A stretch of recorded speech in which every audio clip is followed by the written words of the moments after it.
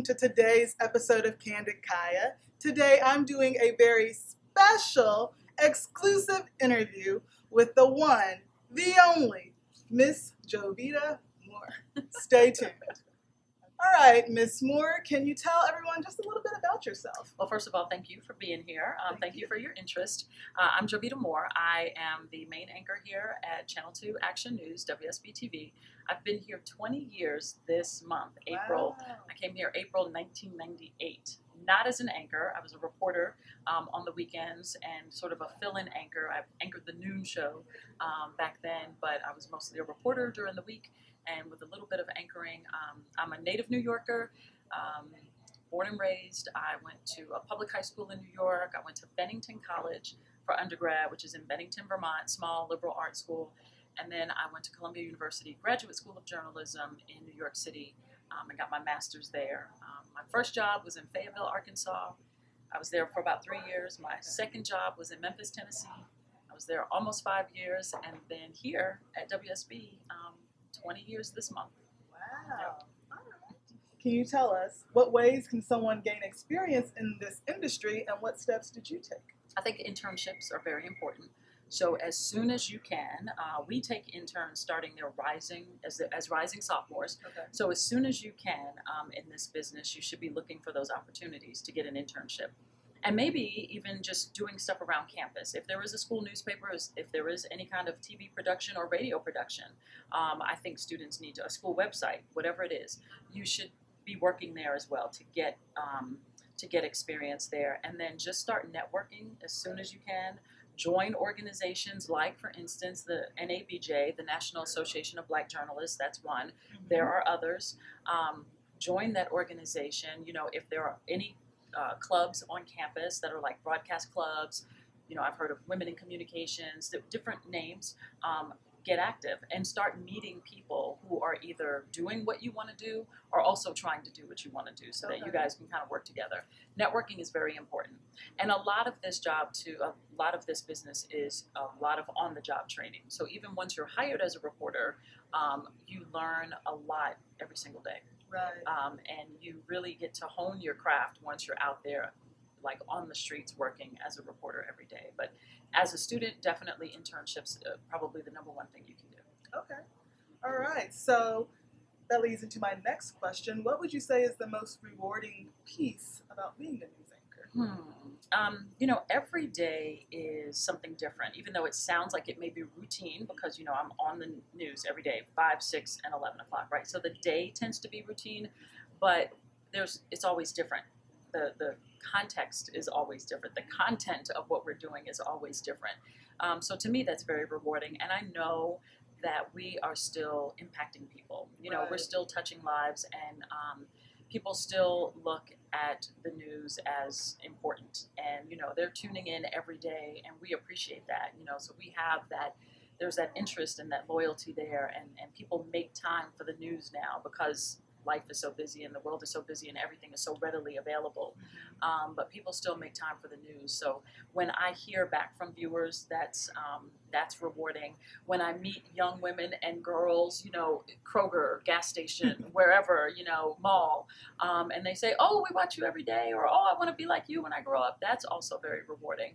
But also just knowing that we are doing our part to inform you. Right. And to keep you a little safer, to make you a little smarter, to make you a little bit more educated about what's happened today in your city and in the surrounding area. That's still very rewarding as well, because we know that people still need that, and you still need that even through a TV. You still need that human interaction, right? You want to look up to those people, and you want to be able to look to those people that you have for years. And so that's still very important to me, you know, and that we're able to do that every day is great. All right. So earlier you mentioned that you have 2 degrees. Can you just tell us how important it is to have a background in journalism if deciding to pursue becoming a news anchor? I don't know that you would need a graduate degree. I think it just really depends on where you are, right? Okay. If you went to an undergraduate school, that you can get that hands-on learning every day. Some undergraduate schools have journalism programs where students are, you know, writing stories and editing and reporting stories and coming up with newscasts every week. I didn't have that the undergraduate school I went to, so it was important for me to get my undergraduate degree, but then go on to grad school. So grad school is not necessary for this business. Experience is probably more necessary. But I don't think having a graduate degree is a negative ever, you know, Right. in any field. But you can certainly get into this business with just your bachelor's degree.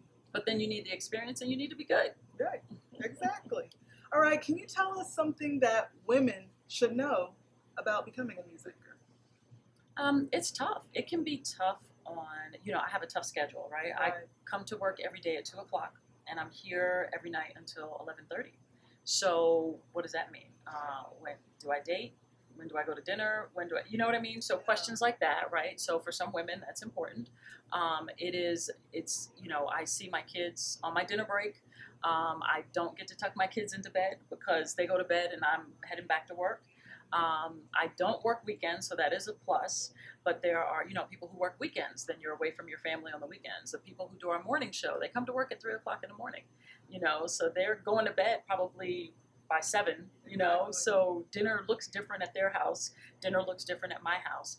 So, you know, when people think that this business is so glamorous, it can be really challenging for women because, especially if you're expected to be, you know, at home, you know, with the kids, it's a big juggle to still run a household and do this job.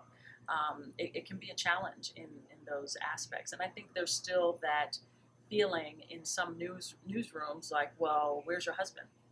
You know, your husband should be, you know, doing things. And it's like, no, well, I have to do things too, you know.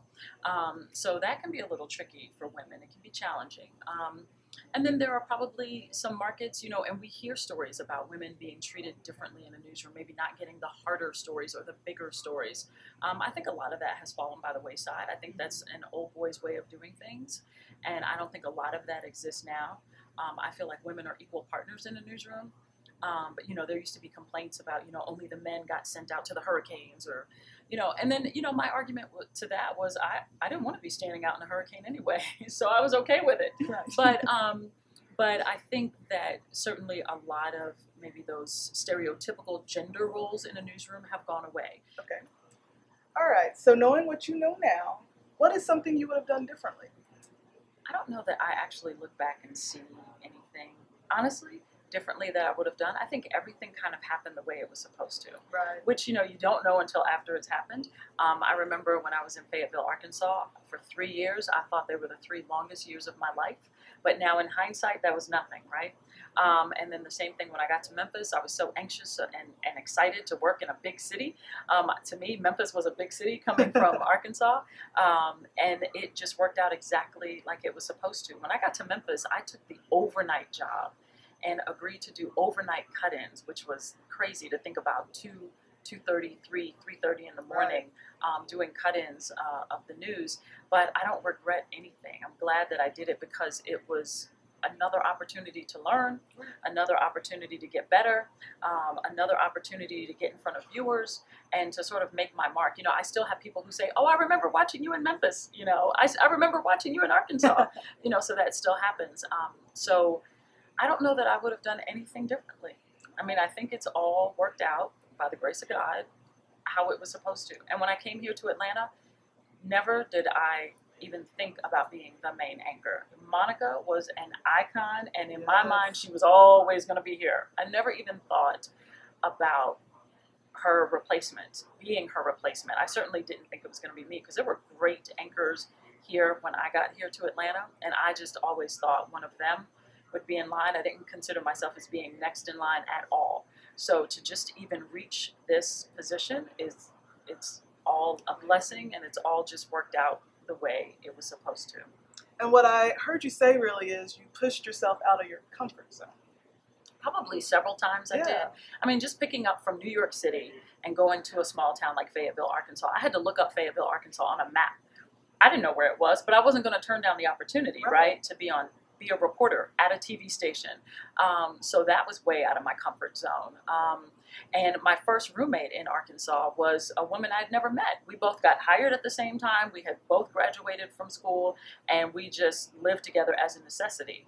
that was way out of my box for me. And maybe that's the one thing I wouldn't do again, knowing what I know now. Okay, probably would have not roomed with her. Right, exactly. Would not have shared an apartment with her. But, you know, there are very few things I look back now and say I would not have done. Everything has been a great experience, and I learned a lesson regardless of the shift, regardless of the day or time of the, you know, my schedule, whatever it was. And I think I've been really fortunate in this business because I've had great managers, Right. you know, and leadership starts from the top. And to have a great manager, a great leader kind of telling a newsroom, you know, this is what we're going to do, this is how we're going to work, we're a team. And I've always had managers who were all about that team concept. And so it's been a great career, and I've had great experiences at each station. Yeah. Well, great. All right. So I have a question, and I want some of your advice now. Okay. What advice do you have for young women who desire to become a TV host, a news anchor, or even a journalist? I think that getting those internships, being smart about what you do in college, getting out there, networking, meeting people who are in the business that Right. you want to be in, and meeting those people who are doing what you want to do, I think all of that is very important. And then I think we also have to worry about, and it sounds maybe superficial and cosmetic, but I think we do have to always be concerned about how we look, how we carry ourselves, you know, how our makeup looks, what our hair's doing, you know, all of that stuff. And I think consistency and professionalism will carry you far. And I think those are still very important things in this business, and it's just something that's always there. But also knowing what you're doing and being smart, that's your best foundation, you know? All right, perfect. So, last question is a finish my sentence, and it's going to be that I hope my legacy will... Oh gosh, that's a good one. Let's see. I hope that my legacy will, oh man, inspire others, kind of show someone, you know, show someone else the way to maybe, you know, navigate a career. I've learned a lot about being patient. And it's funny, you know, so we say now, stay in your lane, you know, there's a lot of, and even though you said out of my box in a lot of ways, but in a lot of ways I stayed in my lane, and my focus was always to be the best, you know, Jovita that I could be in my role. So I hope that my legacy will be maybe the importance of being genuine to yourself, because I think that also carries over to what you do externally and what people see about you. If you are just sort of your genuine self all the time, I think that's sort of a great thing to leave. Yeah. Bringing your true, authentic self to the forefront. Absolutely. Yes. I agree Yes. Yes. Yes. And right, staying true to yourself all the time. Yeah. Thanks. Well, everyone, that concludes today's interview with the one and only Jovita Moore. If you guys have any comments or questions, just leave them below, and we'll make sure that they get answered. We thank you all for watching, and stay tuned for the next video coming next week.